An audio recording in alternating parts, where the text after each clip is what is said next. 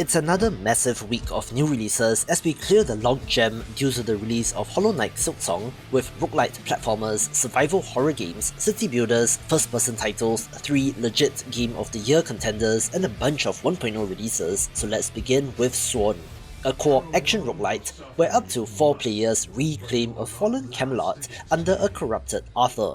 You hack and slash through different biomes, battling the now corrupted Knights of the Round Table, using special weapons and spell-blessed abilities, combining your strength while in co-op, but is also playable solo. It's standard action roguelite flair, with movement, attack combos and dodges resembling Hades to a large extent, but where you're getting blessings from the Fey Lords in this case instead of the Greek gods. There is a meta progression skill tree named the Beacon of Avalor that allows you to unlock permanent upgrades, with plenty of viable builds for variety in gameplay, as well as an art style inspired by artist Mike Mignola, which is very well done, making this one to get. Another 1.0 release is Mars First Logistics, a sandbox physics building sim where you design and drive rovers to carry cargo across rugged Martian terrain. You combine parts like hydraulic arms, mortals, springs, and tanks together to build vehicles that can haul awkward shapes, bouncing cargo or fragile loads across hills, dunes, or slick surfaces under low gravity. Tweak your rover's design to handle different requests, balancing power versus weight as you navigate the steep slopes, avoid tipping over, and sometimes improvise your intended path when things wobble or break under pressure. Unlock new parts and upgrades to experiment even more with the designs of the rovers as you explore the surface of the Red Planet, with your deliveries actually materially contributing to the upgrades of various stations and bases, and thus have a visual impact on the world. I love the art style as well, being Mobius inspired if I'm not mistaken, and also has co-op support, so if you love games like The Siege, this will be worth picking up. Just a quick one here, not sponsored, but video game book publisher Bitmap Books sent me a copy of 50 indie games which changed the world. And it is a big boy, a hefty volume celebrating some of indie gaming's finest, featuring articles, interviews, and behind-the-scenes stories of these games and what made them special. For example, did you know that one of the co-founders of Dodge Roll, creator of Enter the Gungeon, used to work on Dark Age of Camelot? All these and more, so if interested, you can get it via the link in the description below. Bloodthief is an ultra-fast melee dungeon runner where you dash, parkour, and slash through dark crypts and haunted castles as a bloodthirsty vampire.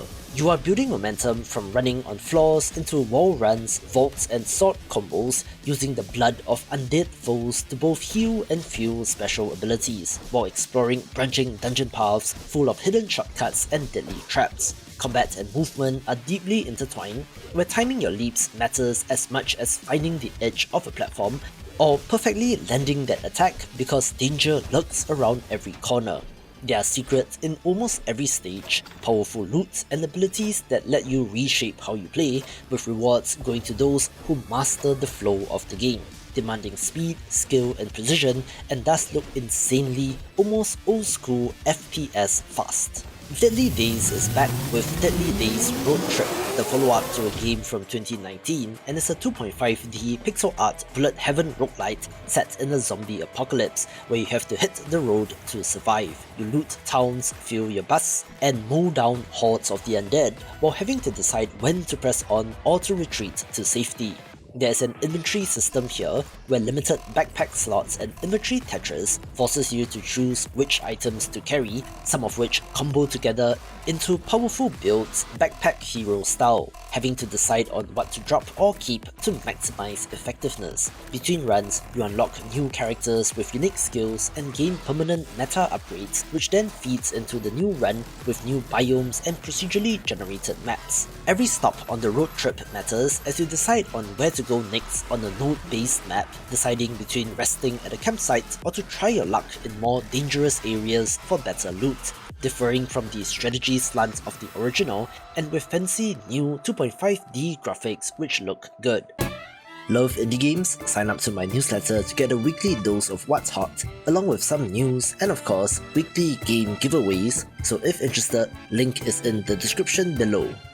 Prepare to throw your controller and rage with Baby Steps, a satirical walking simulator from the developers of Getting Over It and Ape Out, one of which is the creator of QUAP, in which you play as Nate, an unemployed failed son of a man-child who gets sucked into the TV, now having to learn to walk in a mysterious new world. You control each foot separately, navigating slippery slopes, muddy paths, and steep hills with physics-based movement that rewards patience and punishes missteps. For lack of a better term, this is an exploration game where the developers are excitedly bursting at the seams with how much stupid stuff there is in this giant world, looking to be quite the funny game, so I hope the jokes land. There are strange, very weird characters to interact with as well, all as you attempt to make your way forward, with some of the obstacles seen in trailers looking absolutely devilish, where I'm sure that they have hidden plenty of secrets and side paths just to see who can wrangle the controls to discover them.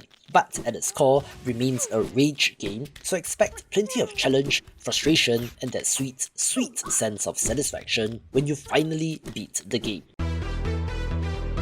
Other games begin with Agatha Christie Death on the Nile, an adventure detective game reimagining the classic mystery in the vivid 1970s setting where glamour and secrets collide. You investigate a brutal crime aboard a Nile cruise ship and follow parallel trails as two detectives, interviewing suspects, collecting clues, and exploring locations from London to Cairo in an atmosphere thick with disco, social upheaval, and suspense. Examine crime scenes and piece together clues via dialogue and observation, solving puzzles through a branching mind map, and confronting suspects to force them to reveal lies or hidden motives. The dual protagonist system offers alternate viewpoints which shifts how you see events, with a storyline that diverges from the original novel with unexpected twists. As such, it is no mere retelling of the story, but an expansion of it, being for both fans of the classic and newcomers alike, where this developer also released their version of Murder on the Orient Express in 2023, which has been well received, so this is a natural follow-up that should be good.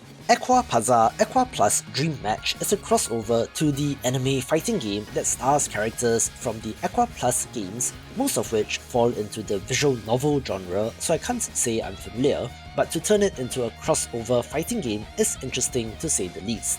This is a 1v1 fighter, but where you can select a partner to assist, not being a full-fledged tag game, but nonetheless adds an added layer of strategy, as you activate splash arts for big moves, and also has an active emotion system that rewards aggression and punishes passive play. In doing my research, this game released on the PS3 in 2011 with a Metacritic rating of 75, so for it to come to Steam after all these years is interesting as well and might be worth a look if you're a fan of the genre. I love the look of Atlas Hands, a first-person horror adventure game set in an abandoned bi-directional research facility where nightmares and puzzles lurk in every corridor. A mysterious entity known only as Red has sent a distress call to your device, but upon arrival, the place is empty and everyone's gone. But yet, sentinels and spears still patrol the halls with watchers in the shadows. You explore by rotating devices, using a mind gun to shoot, rotate, and repulse, sneaking past dangers and solving geometry-twisting puzzles that test spatial awareness and your nerves as you go deeper. Systems include environmental puzzles tied to rotating mechanisms, stealth sections where silence matters, and escalating threats as you unravel what dissonance did here in the facility. And while you can fire your weapon at enemies, this is often the last resort. Still, the atmosphere and mood of this game just looks so well done and goes to show what can be done if you think beyond just zombies or flashy abominations.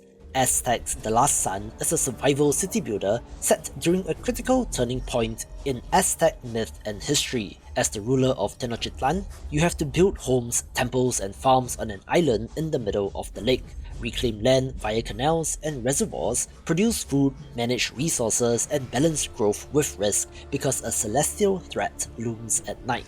The moon goddess's curse demands human sacrifice to protect your city, failing which means that parts of your city will come under attack. As ruler, You have to juggle satisfying your people, keeping trade routes open, managing religious favor, and building a strong army to defend from both divine wrath and external danger.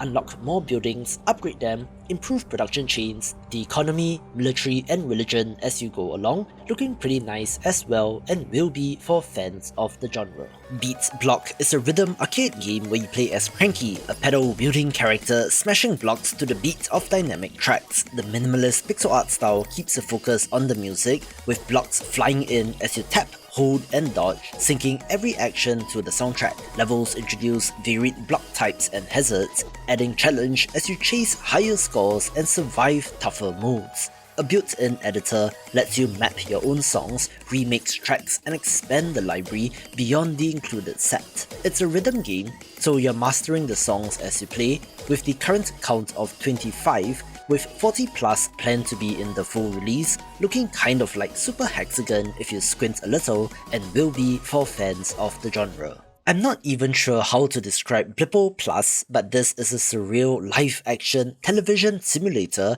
that drops you into Planet Blip, flipping channels across sitcoms, talk shows, weather reports, commercials, and strange signals that slowly reveal a hidden narrative. The gameplay is all about watching broadcasts, surfing through dozens of channels, and piecing together clues from cryptic programs, fake ads, and community discussions, treating your screen like a late-night cable box possessed by something uncanny. New episodes will appear, revealing more clues, I think, or maybe it's really just getting you to watch the insane videos that the developers have created. As such, it's definitely a curiosity and was picked up by Panic as a publisher, makers of the Playdate, who have an equally eccentric catalogue, being sole indie games that makes this a must-play. The follow-up to Buggos from 2022 is Buggos 2, a real-time strategy title where you control the hive mind, breeding insect armies to conquer human colonies across multiple planets. You do not control individual units, but instead direct the hive with pins, pheromone trails, and evolving spawners, being a low micro RTS as you unleash thousands of bugs that overwhelm enemy fortifications. Watch your swarm spread and consume, tearing down walls, ambushing patrols, and adapting to enemy counterattacks that escalate as the mission progresses, with various evolutions to unlock to further specialize your bugs, choosing between durable beetle tanks, acid-spitting flyers, or stealthy assassins, each with unique strengths and weaknesses that can be combined into devastating armies. It will have a campaign with 30 missions spread across 6 planets, with permanent upgrades and unlocks that carry over from mission to mission, strengthening the hive, improving production efficiency, and allowing for deeper mutations, where there has been a mini revival in the RTS in the indie game space, which is nice to see. Like Blippo Plus, another crazy looking title is Butter Side Down, a bizarro choose-your-own-adventure narrative mystery where I'm not sure what is going on, which might surprisingly be a good thing. There's a fake desktop interface and has you, I quote, answering questions, taking calls, playing card games, and solving one hell of a mystery, with what looks to be a bunch of gibberish on the Steam store page, so I don't know if this will be any good in the traditional sense, but I'm definitely curious. Another pretty looking city builder is Celestial Empire, a historical title based on ancient China. You become a provincial governor under the emperor, tasked with designing and managing your own city. You plan roads, build houses, arrange production buildings, trade with neighbouring landowners, secure food supplies, and balance people's happiness while surviving harsh winters and natural disasters. It's all city building stuff, so expanding your settlement, solve logistical puzzles to manufacture and supply goods of increasingly higher quality, and adapt to seasonal changes that freeze rivers or bury crops, responding when disasters strike. There are trade routes to establish, workforce management, resource storage, and as things tend to go in these kind of games, you might just want to tear up everything to rebuild to maximize efficiency, looking great visually as well. A not-so-indie title is Cladun X3, a pixel art action RPG dungeon crawler that comes to us from NIS, where you play as a villain fighting other villains in a death game. you explore handcrafted dungeons and procedurally generated rengions, avoiding traps, battling monsters, and recruiting villains to serve in magic circles that boost your main character. This is a long-running series and has that retro charm, also having a job system for your character, as well as the expected RPG elements like loot and stats. There is the option to customize the appearance of characters and items with a built-in editor pixel by pixel if you so choose, but the core game should be fun enough to engage with. Consume Me is a semi-autobiographical life sim RPG in which you play as Jenny, a teenager juggling diet, school, chores, relationships, and self-image. You must manage her daily schedule, eating meals without overdoing or underdoing it, balancing studies, weird chores, exercise, social time, and mental health, often under external pressures and internal doubts. Gameplay includes Tetris-style food puzzles as you fit bites of food into your stomach space, and mini-games for all the rest, while having to keep an eye on mood, energy, hunger, and appearance. It has a killer hook, introducing itself as "Did you feel stupid, fat, lazy, and ugly in high school?" touching upon common themes that many of us might have felt or are feeling at some point in time. It does have multiple endings depending on your choices, with the game being time-bound by the numbers of hours in the day, as well as the passage of time and time of year, eventually coming to an end, delivering a bittersweet, funny, messy look at teenage resilience. Creepy Redneck Dinosaur Mansion 1 Re-Raptored is the sequel to Creepy Redneck Dinosaur Mansion 3, which released in April 2025, and similarly is a Match 3 Metroidvania survival horror comedy RPG in which you play as ATF agent Jack Breyer, exploring the Bayou mansion of scientist Henry Baylis to stop a looming dinosaur disaster. It's a puzzle quest style Match 3 RPG, but their writing and puzzles take center stage, with this not being from Strange Scaffold but another developer named Pedalboard Games, with this game universe being fascinating and is something to explore. Endless Legend 2 is from a technically independent but much larger studio, where Amplitude bought back their independence from Sega, with apparently all of their 170 staff members chipping in at least 10,000 euros each, so not a small team by any means, with serious money being involved, hence the asterisks. However, this is a fantasy 4X strategy game, think Civilization but magic, and you get the idea, being the follow-up to a game from 2014. Set on the shifting oceanic world, you lead one of several asymmetrical factions seeking to establish an empire through the 4 X's of explore, expand, exploit, and exterminate. You explore hex tiles, find cities, capture regions by placing camps and expanding them via influence, interacting with minor factions, fighting rival factions, or even to absorb them, and adjust to environmental phenomena like tide falls, which recedes the seas to expose new lands. You can scout tiles for resources, micromanage your cities, choose when to wage war or to negotiate diplomatically, and manage your heroes in tactical battles where positioning, unit type, and upgrades matter, looking deeply strategic, which is what this developer is known for. Interestingly, strategy game publisher Hooded Horse is publishing this, which is serious marketing muscle, so let's see how this does. Forgotten Fragments is a pixel art puzzle platformer where you guide 3 characters, Enid,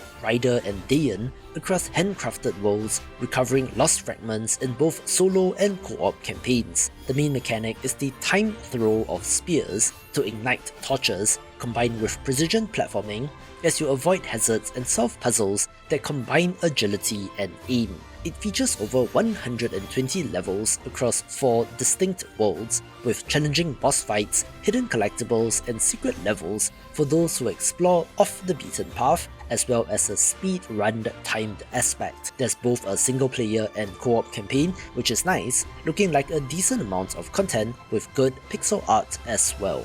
Forsaker, DingDing&Blade is a visual novel roguelite RPG hybrid where a simple mission evolves into a cannibalistic odyssey in a war-torn land between humans, the Divine Church, and the cursed Forsakers. Follow the intertwining perspectives of a cast of characters navigating moral collapse in this war-torn land, Making choices in the visual novel segments and entering card-based combat where each battle tests your strategy of offense, defense, and support.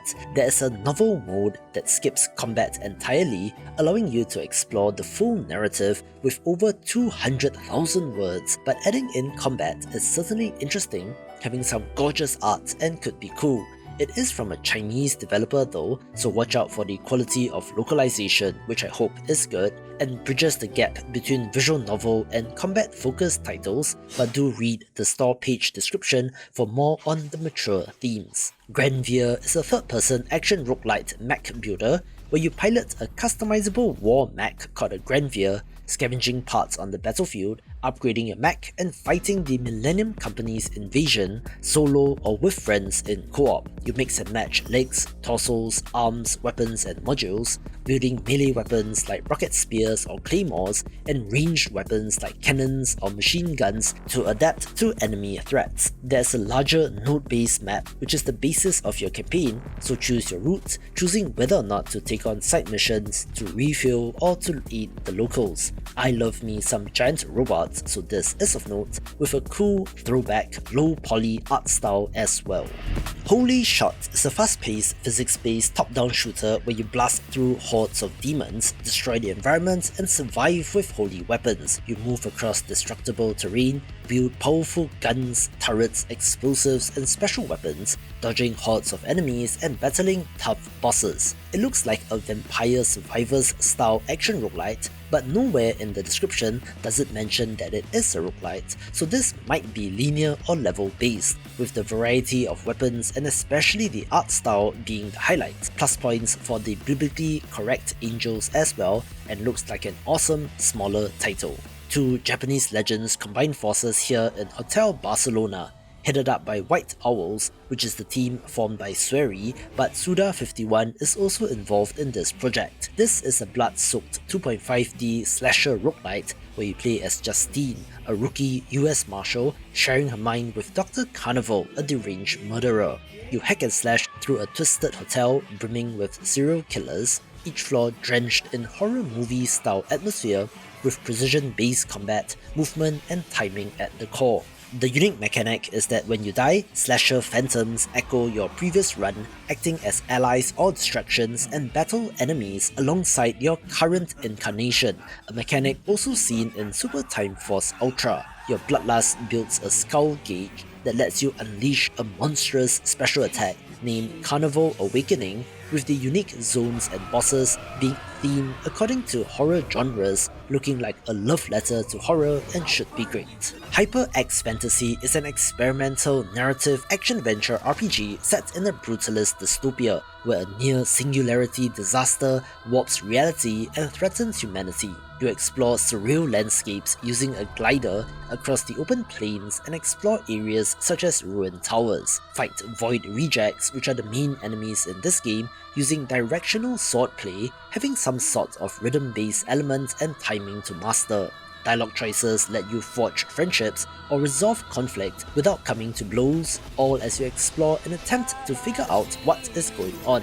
This takes inspiration from titles like Nier Automata in the existential themes, as well as the best of dystopian sci-fi, having a narrative focused on personal discovery, identity, and evolution, and is rather introspective, which looks fascinating. Jumpbound is a first-person precision platformer where you're stranded on a strange alien world and must climb ever higher through ruins using dashes and mid-air jumps until you break free of its gravity. Tight controls will be key since you jump, dash, fall, and attempt sequences of air maneuvers, constantly calculating whether your next leap will land or send you plummeting down below. As you climb, you unlock more traversal abilities and tools, with each milestone opening up harder jumps and secret paths. The world is atmospheric and mysterious, with ruined architecture, sunset vistas, dark caves, and storm-bound skies, with hidden collectibles and optional challenges rewarding risk-takers, while adjustable difficulty lets you choose checkpoints or go for glory with no safety net. You have to master the movement mechanics while fighting off a fear of heights, looking simple but thrilling and could be fun.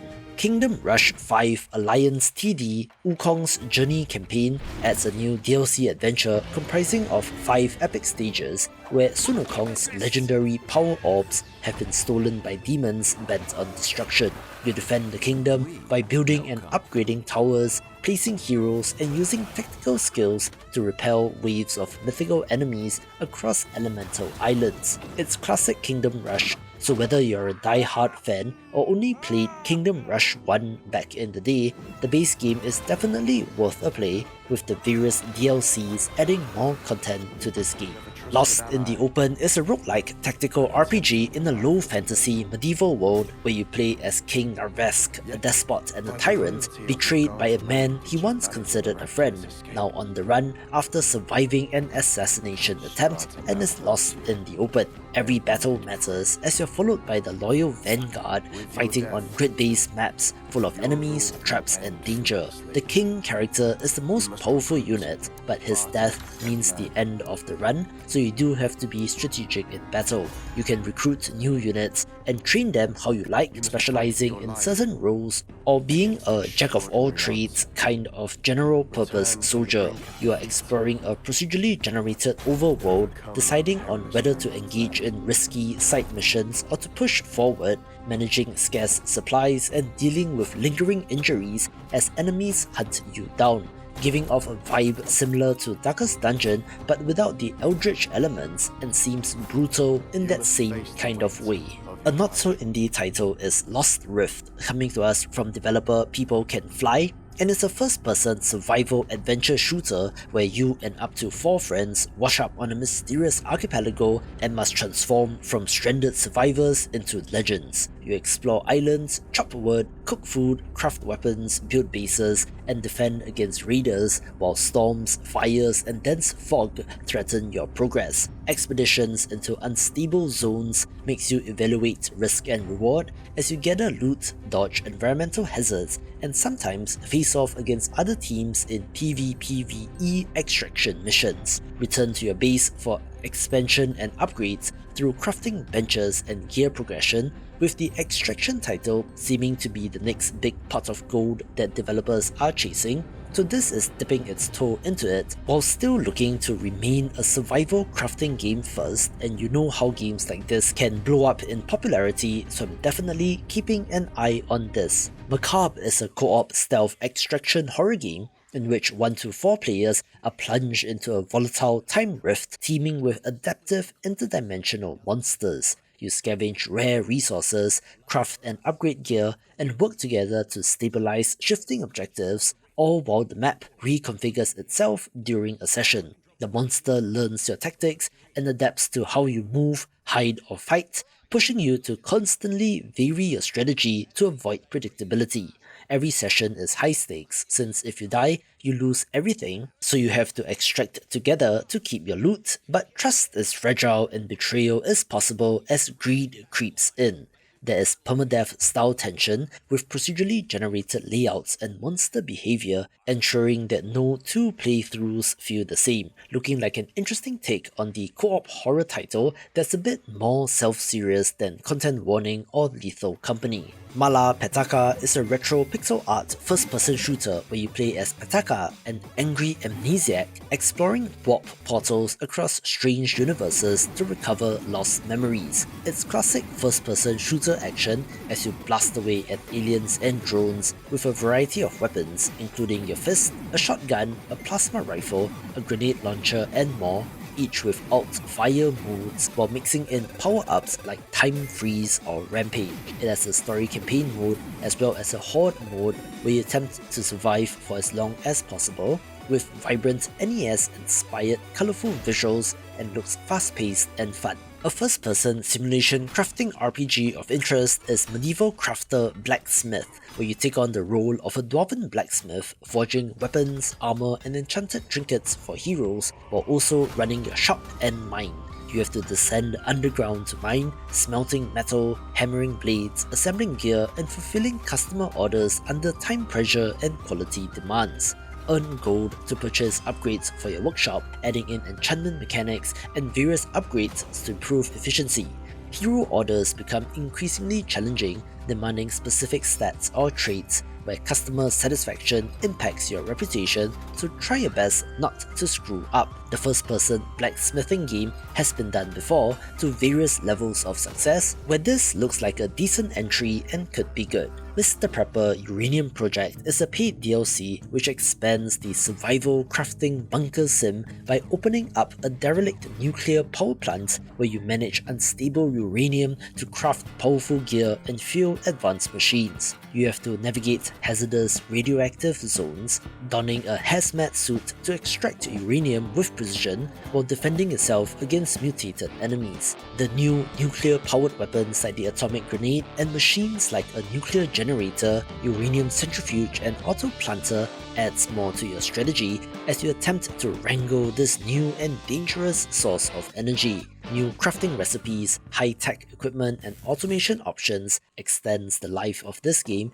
adding a 15-hour side story as well, so if you love the base game, this is a no-brainer, and if you have not played it, perhaps give it a try. I first came across MycoRelic when I saw someone describe this as Mushroom Dark Souls, being a co-op focused third-person action RPG with a stamina system, set on islands ruled by tribal sentient fungus reanimating old robotic shells. You explore foundries, temples and overgrown biomes, fighting hostile creatures with dodge, block, parry and a mixture of melee weapons and elemental fungus magic while upgrading your robotic body. The world is handcrafted and has an interesting verticality to it, with air dashes and mantling giving you more locomotion options. It has a classless progression system, with weapons and armor affecting the way your character controls, definitely looking like a curiosity, and is different enough from the traditionally more grimdark gothic horror inspiration of games in this genre. Northwind is a monster hunting roguelite deck builder where you play as one of several mercenaries venturing into the frozen wilds to slay beasts, collect loot and refine your fighting style. You draw cards, build up attack power in a tug-of-war style duel rather than dealing direct damage, then deploy spells, weapons and abilities against monsters whose difficulty increases over time. Cards can be forged, infused with new effects, merged into stronger versions, or smelted for resources at the outpost, letting you change the structure of your deck between runs. You can upgrade the Northwind outpost using legacy points earned by defeating major beasts, unlocking new services, more cards and dangerous new areas. There's something called hazard levels, which seems to be the Ascension difficulty equivalent, making you take on tougher monsters as you yourself grow in power, with some awesome hand-drawn art and definitely has Slay the Spire cross Monster Hunter vibes. One more city builder of note is Pompeii the Legacy, a historical title set 2 decades after the eruption of Vesuvius, where you lead a Roman family rebuilding Pompeii across generations. You plan and zone residential, religious and civic buildings, building aqueducts and trade routes, balancing supply and demand, respond to disasters like earthquakes, famine or the plague, and shape politics via laws, philosophy or technological advances. You have to manage the different classes of citizens, keeping the peace and balance, while dealing with the hazards of politics and being in power. You can interact with other cities across the empire, keeping an eye on the larger political landscape, looking like a very strategically dense one of this with systems upon systems, which makes it perfect for fans of the genre. Red Chaos. The Strict Order is a classic real-time strategy game featuring 2 factions clashing over ideology and territory in a post-World War setting, fighting over an untainted piece of land named Greenland. You build bases, gather resources, train units, deploy air and ground forces, use super weapons and contest control points while managing both defensive fortifications and offensive strikes. The 2 main factions pit the high-tech, overwhelming firepower of the ironclad Iron Hand against the guerrilla tactics, stealth and mobility of the scrappy resistance, each offering a unique way to play. This will be an early access release which will include 12 tutorial missions, a multiplayer skirmish mode, customizable AI difficulty, several maps and more, and will be playable with the full campaign and additional maps to be added through the course of early access. But I'm just glad that RTS is back, kind of, and hope that this is great. There is a certain amount of janky charm to Ship of Heroes, a sci-fi superhero MMORPG that has to be inspired by a city of heroes/villains, but this time fully indie. Set aboard a massive generation ship called Apotheosis City, far from Earth's politics, you create a hero with custom powers and augmented abilities, picking from primary and secondary power sets and build unique skill combos. Missions can be tackled solo or in groups of up to 10 players, with the optional group content scaling in difficulty to fit the number of participants. It is a full MMO experience with an emphasis on player housing, decoration and cosmetic customization, with crafting, harvesting, accumulation of wealth, badges to earn, raids to go on and so much more, with I believe the monetization model being premium purchase plus monthly subscription, but does not have a cash shop, microtransactions, loot boxes, and no pay to win. So it's interesting to say the least, although player population will be a concern. Silver Days is a retro-style coming-of-age JRPG set in a frozen world shattered into fragments after a mysterious calamity. You explore strange, colourful environments, travel between shards of reality, collect cards to customize your party, and battle monsters as you search for lost friends to mend the broken world. It's a classic JRPG with turn-based combat, which hinges on strong card synergies, clever deck composition, and strategic party setup, so you need to decide on which characters to bring and how to adapt to changing enemies. You are gaining new abilities through collecting unique cards which can then be selected and comboed together, with the different characters with unique abilities also playing a part. I do love the retro pixel art as well, so if you grew up with the genre like me, be sure to give this a go. A very pretty looking title is Stario Haven Tower, a vertical city building sim where you build upwards through sky zones as humanity struggles to survive. You stack tower floors, connect routes for goods and fluids, feed your tower tisans, manage supplies down below and construction up above, while disasters like acid rain or sandstorms threaten your ascent.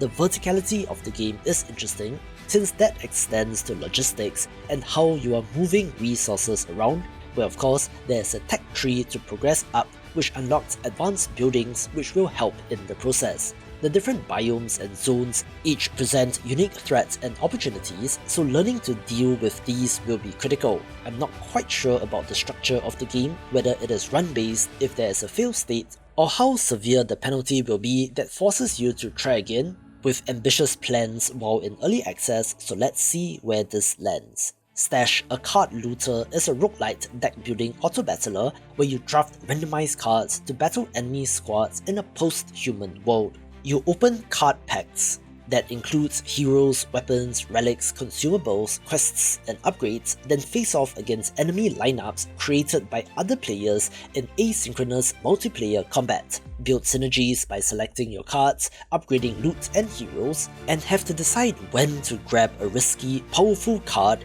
when to shore up your defenses, and how to adapt your build on the fly.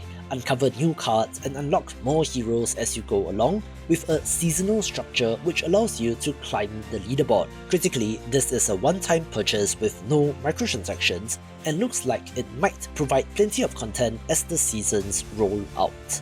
The House of Tesla is a first-person puzzle adventure game from the developers of The House of Da Vinci, so you know you're in good hands. Play as the famous inventor Nikola Tesla, exploring the abandoned buildings in his ambitious facility of Warden Cliff, solving puzzles to restore his forgotten inventions. You wander through atmospheric industrial halls, examine devices, pull levers, reconnect wires, inspect windows, and unlock mechanisms that harness electricity to reveal hidden secrets. As per their previous games, the puzzles are handcrafted with a certain tactile feel to them based on real engineering and Tesla experiments. You have access to a special device that lets you visualize and influence the flow of electricity, also having a narrative with flashback sequences to key moments in Tesla's life that adds narrative weight to the game.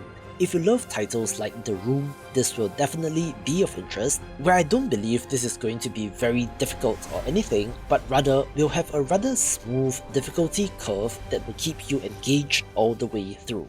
An amazing looking title this week is The Spiral, a first-person roguelite dungeon crawler that plunges you into dark, hostile caverns filled to the brim with all sorts of dangers. You descend into procedurally generated dungeon levels, battling monsters, gathering loot, and managing limited resources, while the pressure ramps up the deeper you go. Fight for your life in the intense first-person combat, having to make careful selections when it comes to equipment and items, enchanted charms, and over 60 perks that shape your build and playstyle.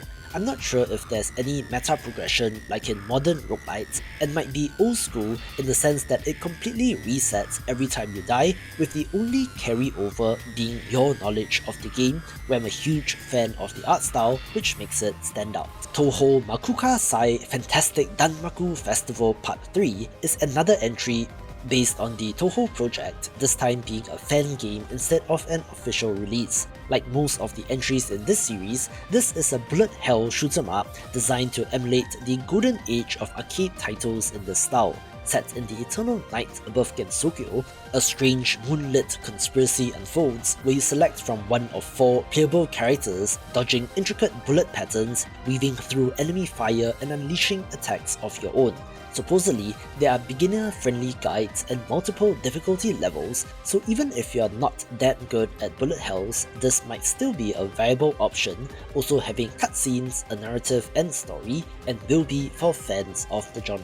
Twinkle Bee is a cozy decoration sim where you map out floating islands and design dream-like dioramas for a society of whimsical floating neighbours. You decorate lush interiors and exteriors with furniture, antiques, gardens, and scenery, then place houses and invite neighbours whose requirements and desires you can fulfill. Definitely giving off Animal Crossing vibes, as part of the game includes attracting all of these neighbours to catch 'em all, so to speak. You can collect shooting stars known as stellas and spend them in a special antiques shop while you progress along the star chart, unlocking new islands along the way.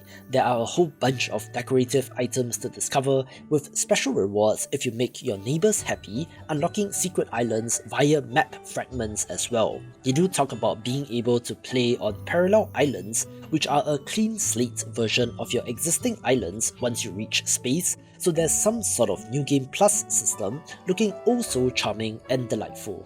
A short, non-idle incremental clicker is Unfair Flips, all about flipping a coin that hates you until you finally get 10 hits in a row against ridiculous odds. You flip a coin, starting with only a 20% chance of heads, and watch for long, unlucky streaks, purchase upgrades that slightly boost your coin's fairness but never truly guarantees success. This is a clicker through and through, so you're clicking to flip, looking simple but devious at the same time as you hope for luck, but more often than not, are crushed by how cruel randomness can be. Indie developers have been doing interesting things with clicker games, see click holding for example, so this looks to join that list, where of course I do wonder if this game is hiding any secrets that makes it more than meets the eye. Von Galen Castle Beyond Blood is a side-scrolling survival horror action platformer where you control Ransom von Galen on Mayhem Island, exploring ruined castles and fighting through monstrous enemies to rescue her brother and uncover a sinister corporate conspiracy. The moment-to-moment action forces you to balance melee and ranged combat, conserve scarce ammo, dodge traps, solve environmental puzzles, unlock keys, and explore Metroidvania-style areas to reach new sections of the island and castle, definitely having Resident Evil influence but as a side-scroller, which is neat. You can upgrade your weapons, find accessories or costumes, and acquire new skills, all to help in the backtracking to open up previously inaccessible passageways. There's variety in weapons and power-ups, giving you different options to deal with enemies, while you slowly uncover the story and the truth behind the mysterious Plasmodine Corporation and their experiments. It is not often you see a Metroidvania survival horror game, so that concept alone has my attention, so even while horror games are not usually my thing, I believe this is the hidden gem of the week. Another paid DLC of interest is War Tales Contract the Thief, an expansion for this low fantasy mercenary RPG that adds domain management, letting your band rule over your own lands. Instead of going out to take on contracts and to battle enemies in their turn-based tactical combat, you are now able to build and expand your fief by placing production buildings, housing, defenses, and amenities to meet needs like food, security, education, and morale. Each rest advances time, and you need to satisfy population demands where neglect leads to discontent or worse. You can issue laws and mandates and choose how you would like to govern, whether as a tyrant, the voice of the people, or more, with this feeding into your place in this open world sandbox as well, looking like a hefty chunk of content alongside the already meaty main game, and is truly something special. Whimsical Heroes is a turn-based tactical RPG in a cartoon fantasy world where you lead a charming party of heroes exploring a land where the milk and honey used to flow but has slowed, having to figure out the reason why. Choose a party of 3 characters and do battle on hex grid battlefields against silly monsters while camping at cozy outposts in between. Combat demands strategic positioning and timing, where you have to think when best to use your hero's unique skills, deciding when to move, attack, or reposition yourself, having to consider enemy reinforcements and traps as well. There's a base camp to call home, which seems to be the hub for meta progression elements, and interestingly has both a story campaign mode which is linear, as well as a roguelite version with procedural generation for replayability. Still, cute and charming tactics titles are not that common, so it has a unique spin, with more to be added while in early access, but I have to say I'm charmed. A cozy job simulator is Witchy Business, where you play as a witch, running your own witchcraft shop, getting your hands dirty in every step of the process. You brew potions with herbs, oddities, and minerals which you collect, following recipes or throwing random things together to experiment, then serve your customers quickly before they lose patience. You also have a garden where you can grow magical ingredients, adding in an almost farming sim adjacent element, but it's all in service of the shop management aspect. You can haggle with customers over price, and do have to watch out for thieves as well, casting a hex on them amid the hustle and bustle of the day-to-day activities in your store. Of course, you do have a cat companion which you can interact with, along with a very cozy art style, following in the footsteps of games like Strange Horticulture, and looks pretty neat. This one's for indie game developers. The free indie game marketing resources are ready, so sign up via the link in the description below to get it in your mailbox. AQUAPAZZA is a roguelite RPG coming to us from the developer of the monster-taming Metroidvania Monster Sanctuary, so it should be good. Think of it as run-based Pokemon and you get some idea. You play as an AQUAPAZZA exploring the ever-shifting fractured ruins with a party of 3 mythical creatures, encountering enemies which then switches to turn-based combat. You are choosing skills and attacks and exploiting elemental weaknesses, with the combos between your monsters being critical to your success. The hook comes from the rebirth system, where fallen monsters return in new forms, carrying traces of past strength, encouraging experimentation and long-term attachment to your team. Progression between runs unlocks new monsters to recruit, hundreds of skills to experiment with, town upgrades that change available choices, all as you explore ever deeper and face tougher foes. Roguelite Pokemon is an interesting idea, and while it has been attempted before, the impermanence of your team was always an issue, so maybe they managed to crack the code, so I'm excited to find out, with, of course, their signature pixel art which looks absolutely gorgeous. On paper, one of the most anticipated games of the week is Renown, a medieval survival multiplayer sandbox set in an open world, where you begin with nothing but must gather resources, build everything from farms to fortresses, and carve out your legend through combat and conquest. You explore forests, fields, and wildlands to hunt, mine, gather wood and stone, then build shelters, fortifications, and siege engines, all while rival players threaten your hard-earned land.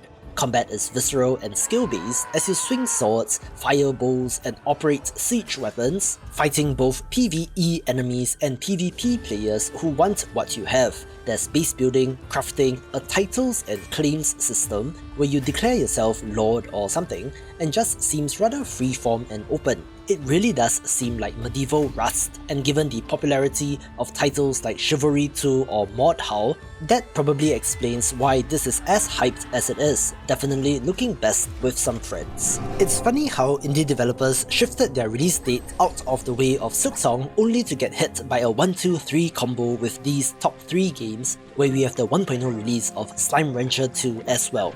The full version of the cozy wrenching sim where the protagonist of the first game now finds herself exploring a new location in Rainbow Island, having to wrangle slimes, explore new biomes and uncover new secrets. If you were not paying attention, you might think that it's the same game, and mechanically it is very similar, but if you do a side-by-side comparison, the sequel is much prettier and also introduces new mechanics and of course, slimes. The core gameplay loop still revolves around collecting slimes, feeding them to produce plots to sell for money, used to purchase upgrades and upgrade your corals so that you can venture further to find even more exotic slimes. And I have to say, this game got its hooks deep into me during its early access launch, and I'm excited to check out the full version. The 1.0 release will see the return of drones, which helps you automate parts of the game, adds new gadgets and upgrades, new places to explore, as well as the Grey Labyrinth final area, which lies at the heart of the story. So given the extensive track record already, this is pretty much a no-brainer pick. Clover Pit was announced and dropped a demo on the same day, quickly climbing up the charts in terms of wishlists, and it's kind of insane how they did it, being a combination of Balatro, Luck Be a Landlord and Buckshot Roulette, combining elements from 3 of the most compelling games into an insanely addictive package. It's a horror-themed roguelite symbol builder where you're locked in a cell with a broken slot machine and an ATM, forced to gamble your way out of that to avoid the abyss below. You spin reels, earn coins and buy charms and shift the odds in your favour, unlocking synergies and pushing your luck in each round in a desperate attempt to pay off your mounting debt, failing which you fall to your doom. The art style makes it stand out, and if you love the numbers go up appeal of Balatro, then this will definitely be of interest and threatens to consume hours of my life. I cannot believe I'm saying this, but we somehow have both Silksong and Hades 2 in the same month, so how's that for being an indie game fan? With the 1.0 release of this action roguelite being in the running for Game of the Year. Supergiant has done fantastic work here, being a bigger version of the original, and once again have done early access right, initially launching with a comparable amount of content to Hades 1 1.0, and they just continued to add to it. Play as Melinoi, Princess of the Underworld, fighting to overthrow Kronos, the Titan of Time, and to save her father Hades, retaining the core of what made Hades great, but is different as well. It's similar to the Silksong school of design in that Melinoi is different from Zagreus, just like Hornet is to the Knight, offering something different even if the core, boons and upgrade systems are still present. You're able to battle beyond the underworld and has some interesting locations to say the least, with the turnaround being rather quick of about 16 months since the early access launch, so I do wonder what's next from them. Watch this video for more of the best indie games. Death to Kronos. Death to Kronos.